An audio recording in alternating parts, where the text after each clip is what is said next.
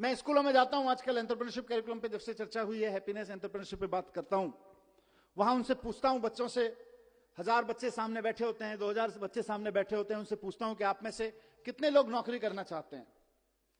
आप में से कई स्कूलों में आके मैंने ये प्रयोग किया है, 99.1%, 99.9% बच्चे तक कहते हैं साहब हम नौकरी करना चाहते हैं, असेंबली में बैठ के।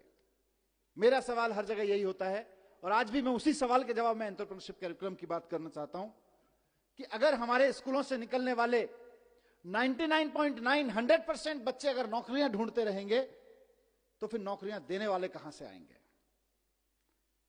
अगर हम सिर्फ अपने स्कूलों से नौकरियां ढूंढने वाले लोग पैदा करेंगे तो नौकरियां देने वाले लोग कहां से आएंगे? उसका जवाब एंटरप्रेन्योरशिप कैरिकुलम से हमें निकालना है। हमारी अपनी प्रॉब्लम्स कितनी हैं?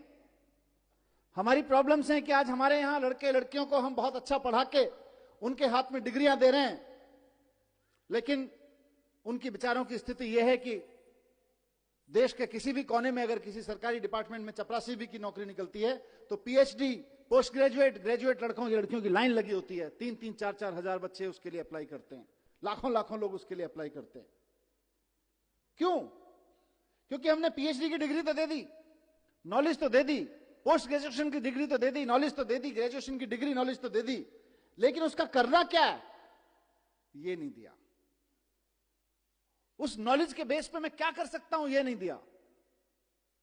इस नॉलेज के बेस पे क्या कर सकते हैं, इसी का नाम एंटरप्रेन्योरशिप कैरिकुलम है, इसी का नाम एंटरप्रेन्योरशिप माइंडसेट है।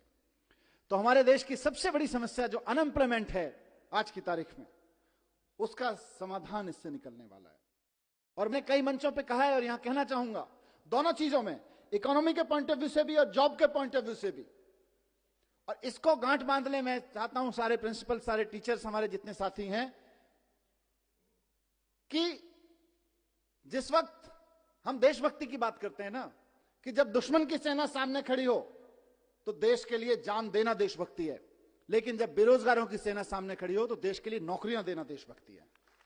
आप अपने स्कूलों से देशभक्त पैदा करें, हम खूब 15 अगस्त मनाएं, खूब 26 जनवरी मनाएं, अपने लड़के लड़कियों को तैयार करें देश के लिए जान देने के लिए, लेकिन साथ साथ अपने लड़के लड़कियों को तैयार करें देश को नौकरियां देने के लिए भी, क्योंकि नौकरियां नहीं रहेंगी तो जितने सुसाइड देश भर में हो जाते हैं उससे कहीं ज्यादा, उससे कम लोग बॉर्डर पे मारे जाते हैं। अगर आप बॉर्डर की बात करें तो अभी दुश्मन की सेना से जो खतरा है वो तो होता ही है, किसी भी मुल्क को होता है, लेकिन सबसे ज्यादा खतरा देश के नौजवानों को आज बेरोजगारी से है। और बेरोजगारी का मुकाबला करने के लिए हमें देशभक्त पैदा करने पड़ेंगे, ऐसे देशभक्त पैदा करने पड़ेंगे जो हजारों हजारों लोगों को नौकरियां दे सकें। आज देश नौकरियां देने को देशभक्ति से जोड़ने की जरूरत है। एंटरप्रेन्योरशिप कैरिकुलम में हम सिर्फ बिजनेस करने की बात नहीं कर रहे, हम चाहते हैं कि बच्चे का डर निकले, हम चाहते हैं कि बच्चे के अंदर कुछ नया करने की, कुछ बड़ा करने की हिम्मत पैदा हो।